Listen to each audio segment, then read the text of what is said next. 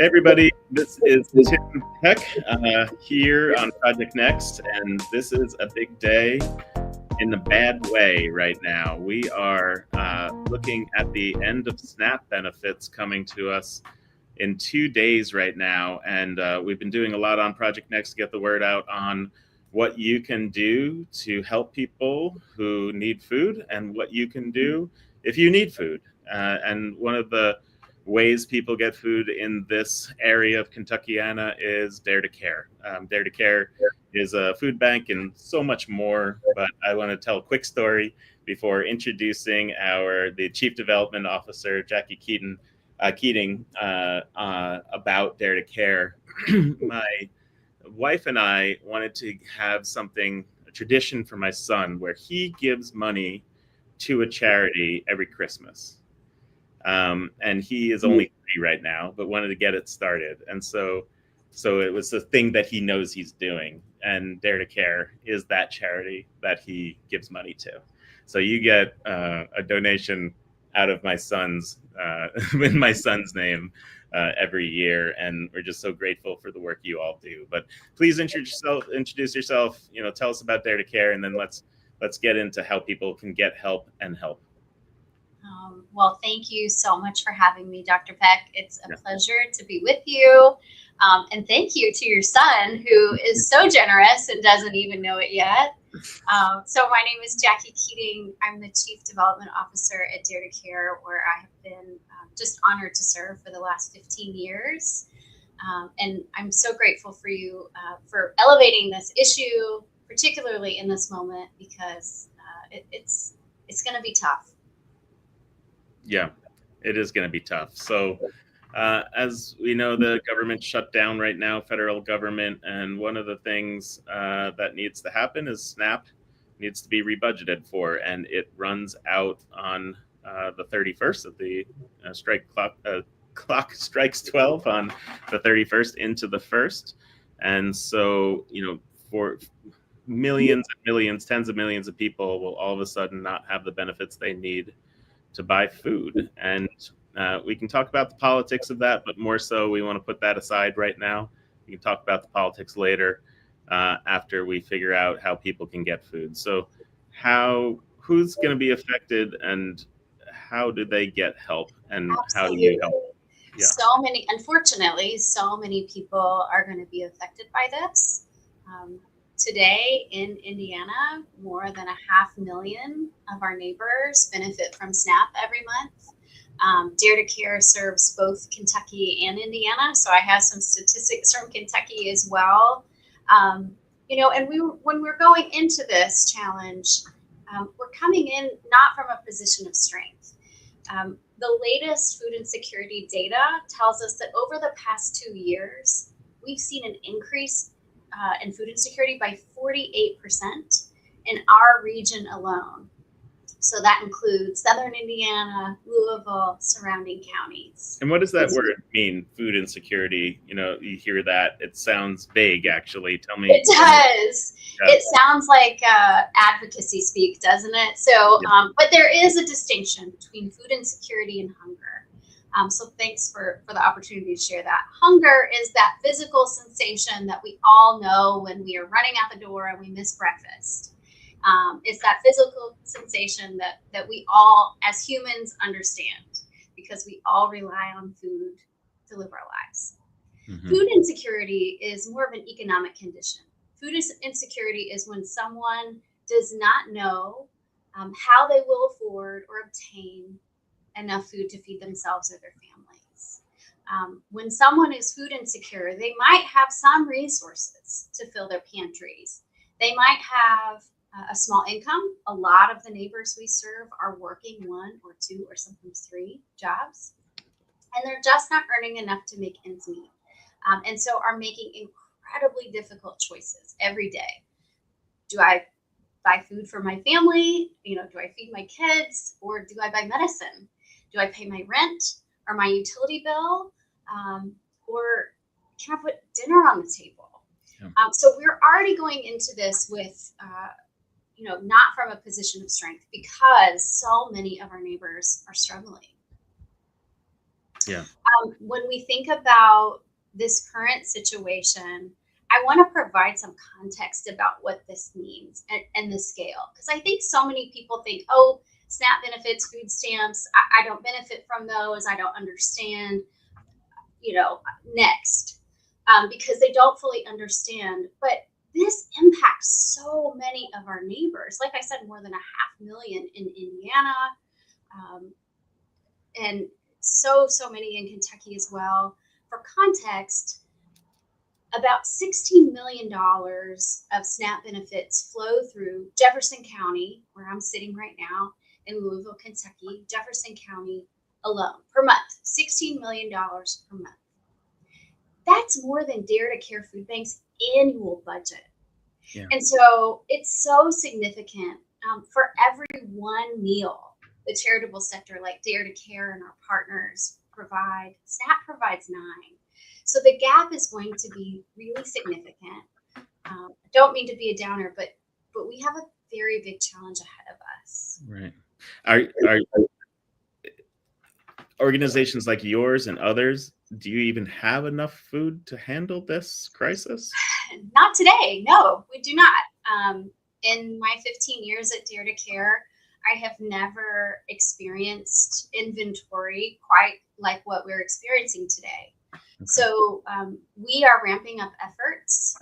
We are increasing our purchases of fresh fruits and vegetables, of non-perishable items by 100% to start through the balance of the year, so that all of our partner pantries have hopefully enough or more than they would have otherwise.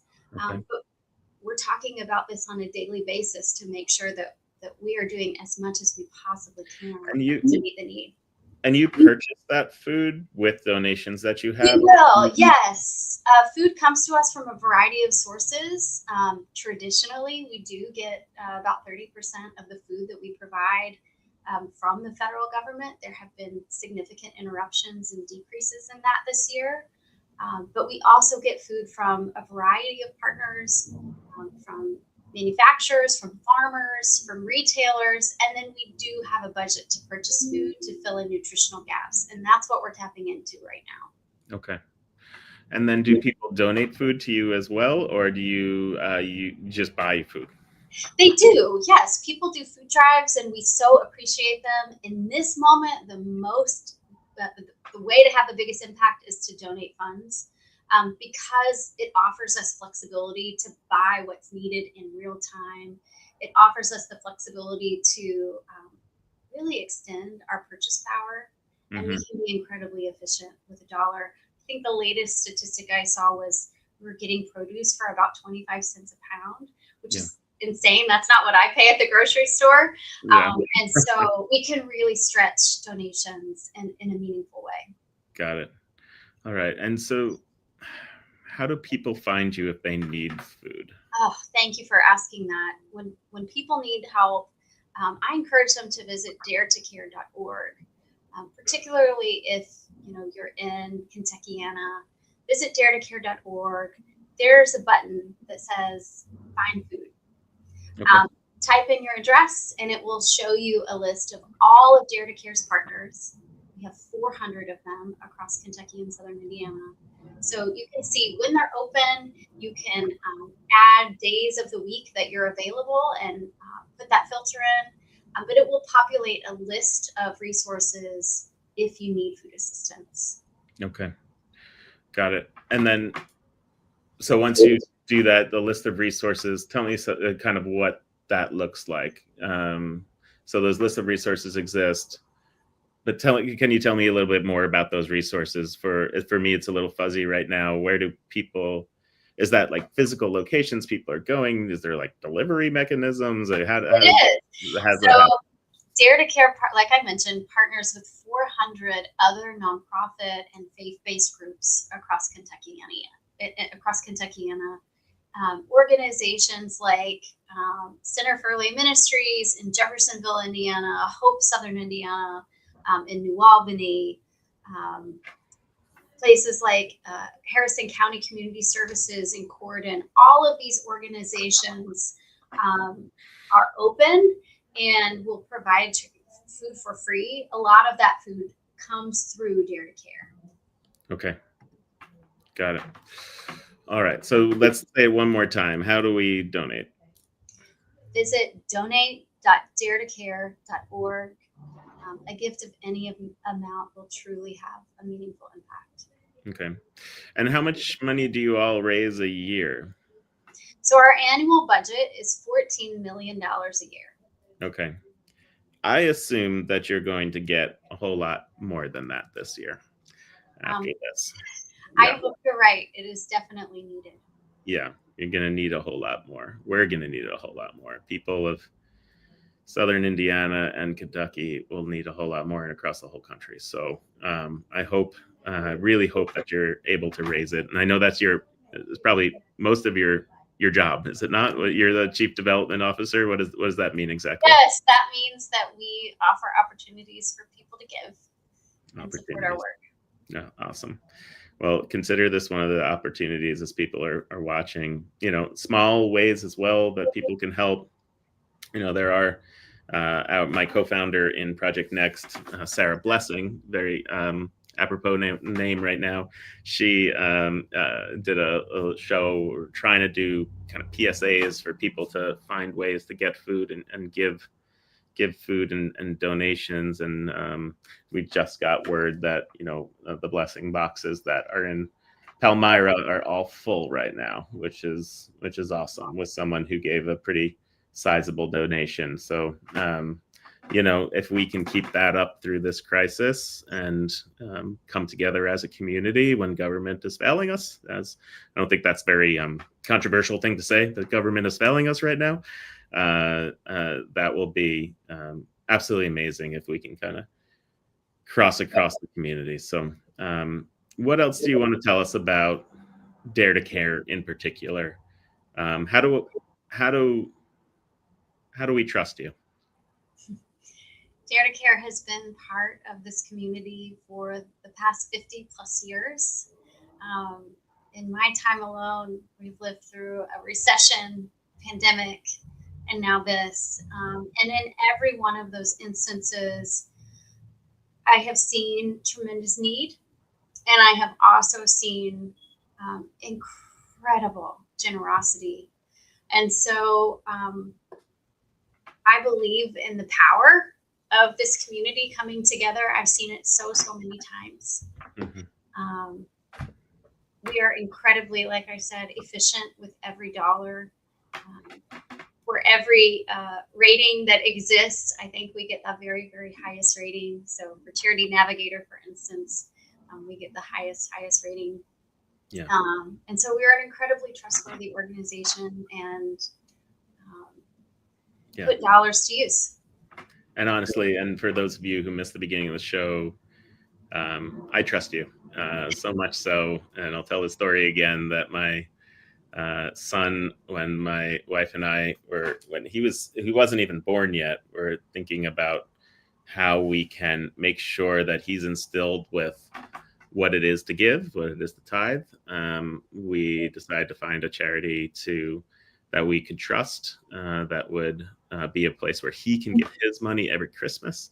And so he, in his name, gives money to you all every Christmas. And so we'll definitely continue to do that. And this year, even before Christmas. So the timing of this is right before the holidays. What does that mean to you, to people that you work with?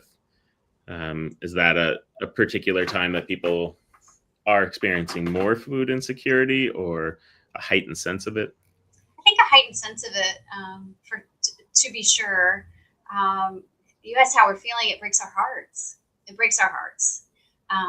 We've committed our careers, and so many volunteers have committed their precious gift of time to making sure that we don't have hunger. And now this. So it's heartbreaking for all of us. And it's also incredibly motivating. It is so energizing to see what we can do when we work together. All right. Well, I know you're extremely busy, and I thank you for taking the time to come on here briefly. I'm sure today is not going to be a 9 to 5 day for you. And so thank you for doing so. Before we get off, I'm just gonna, ask you to plug it one more time. How do people donate? How do people, and then also say, how do people get food when they're hungry? If you have the means to donate, you can visit donate.daretocare.org. And if you need help, please find us at daretocare.org. Awesome. Well, thank you so much for your time. Nice to meet you, Jackie. Hopefully we can have a longer, more in-depth conversation about the systems that are in place and not in place in Kentucky, and when you have a little bit more time. So thank you so much. Thank you for that. And thank you to everyone for watching Project Next.